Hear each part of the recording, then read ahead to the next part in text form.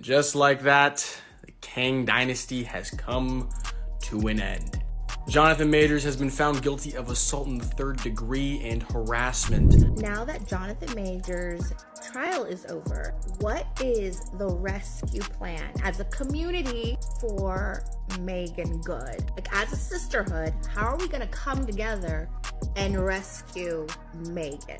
Because she has been with this man this whole entire trial. Also, Meagan Good is down dad looking real crazy on social media after her boo thing Jonathan Major was found guilty on some DV charges, and he is facing some pretty serious freezing time. Well, the streets are now saying that Meagan has jumped ship and dumped Jonathan like a hot potato because she needs to save herself first. And listen, Jonathan is going through it because he is getting dropped left and right. It looks like he might be going brokey. Oh, there's a lot going on, coos. The drama is absolute. Crazy. Jonathan Majors has just been fired from Disney and Marvel due to him being found guilty of basically harming his girlfriend.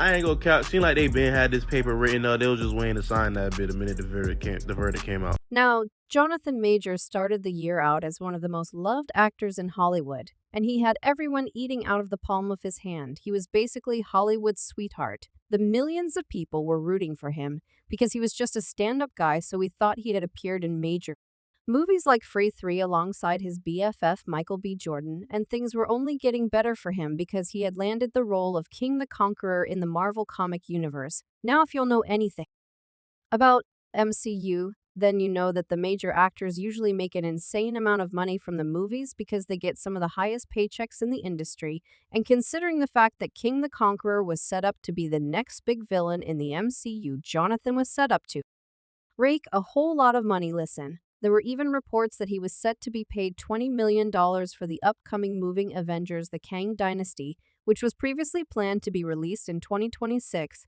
So like I said, he had one of the most promising careers in Hollywood. However, things came crashing down for him in March of this year when he was arrested on some alleged DV charges for putting his hands on his girlfriend at the time, Grace Jabari. According to TMZ, Jonathan and Grace were in a taxi on their way home from a Brooklyn bar when she noticed that he was getting text from another woman. This led to an argument in the back of the taxi. TMZ reported this got Major mad and that he allegedly grabbed her hand and allegedly slapped her. We're also told the alleged victim claims he put his hands around her neck during this. Our sources tell us the alleged victim had visible injuries, including a laceration behind her earnest and marks to her face. She was taken to an area hospital and is in stable condition.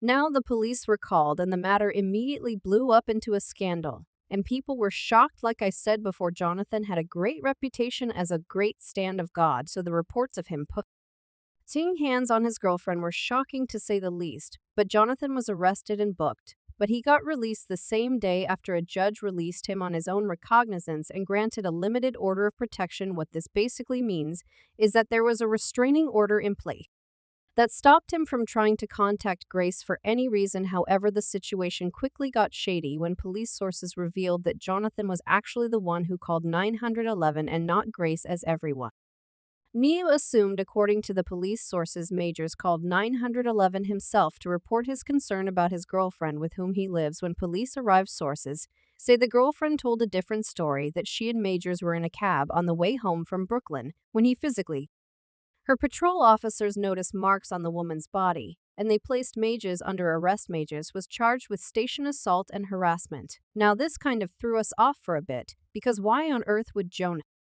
then call the police when he was the guilty party? Well, some people started to speculate that he might actually be innocent, but others believe that he was employing classic Darvo tactics. Now, for those of y'all who don't know what Darvo means, it's basically a tactic where an abuser tries to paint his victim as the abuser and paints himself as the victim, basically trying to reverse the roles. So people were basically talking about how he was trying to paint Grace as the villain and that he was the victim. Now, before I'll come for me, I'm not trying to say that Jonathan is guilty or say that he's a bad guy. I'm just trying to let you'll know what the streets are saying about Jonathan at the same time. Okay, don't come for me. I'm just telling y'all what these reports are saying, okay? But anyway, Jonathan immediately made some smart moves by hiring a lawyer to deal with this mess that he found himself in, and he only communicated through his lawyer. He never made any direct comments or statements about the situation to the press, which was another smart decision because they'll know how a statement taken out of context can make him look even worser.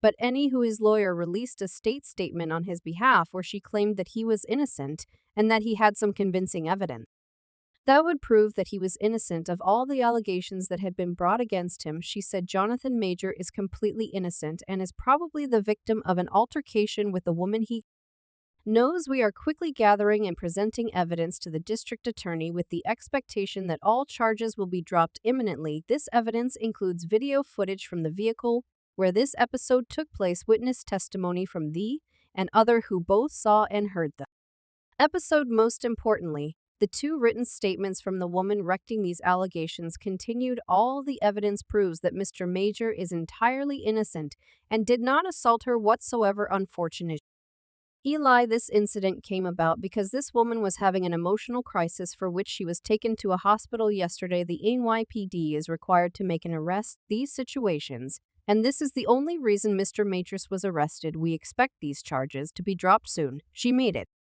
out to be a minor misunderstanding that would be cleared up injecti sepa. But unfortunately, things didn't quite work out this way because the situation quickly got worse for him. It started when a couple of people who had worked with Jonathan came out to claim that he had a violent past and was known for putting his hands on people. They claimed that this good guy personality was just a facade that he was using to deceive people and advance himself in the industry. The first person was a filmmaker named B. Allen, who tweeted, "There's a particular actor relatively new on the scene who Twitter has VI fallen head over heels for. In actuality, is a vicious, cruel AB human being, both professionally and in his personal life, and every new viral thirst tweet about him drives me insane." Now, the first tweet was about a month before the allegations of DV against Jonathan and Allen. Didn't really go into details about who he was talking about, but when Jonathan got exposed, someone went back to quote Allen's tweet, saying, "Now we know who this tweet was about," and Allen confirmed it by saying, "Ding, ding, ding." The fact that Allen made this allegation before Jonathan was exposed have people wondering if Jonathan had really been fooling us this entire time with this good guy personality.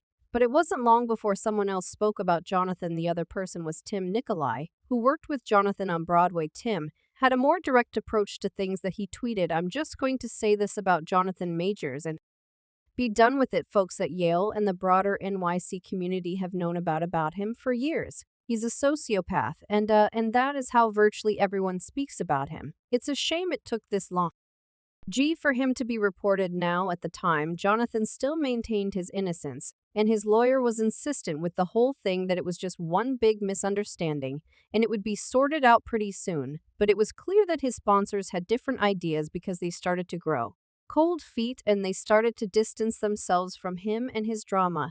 The U.S. Army dropped him as an ambassador, saying the U.S. Army is aware of the arrest of Jonathan Major, and we are deeply concerned by the allegations surrounding his arrest. We recently released 2 ads in which Mr. Major appears. While Mr. Major is innocent until proven guilty, prudence dictates that we will pull our ads until the investigation into these allegations is complete. At this point, Jonathan was desperate to clear his name, so his lawyer released a screenshot of text messages between him and Grace that were supposedly supposed to clear his name and let everyone know that it was just a misunderstanding. In the text, Grace wrote, "Please tell me you're okay when you get this. They assured me that you won't be charged. They said they had to arrest you as a protocol when they saw the injuries on me, and they knew we had a fight. I'm so angry that they did. I'm sorry you're in this position. We'll make sure nothing happens about this. I told them it was my fault for trying to grab your phone. I only just got out of the hospital. Just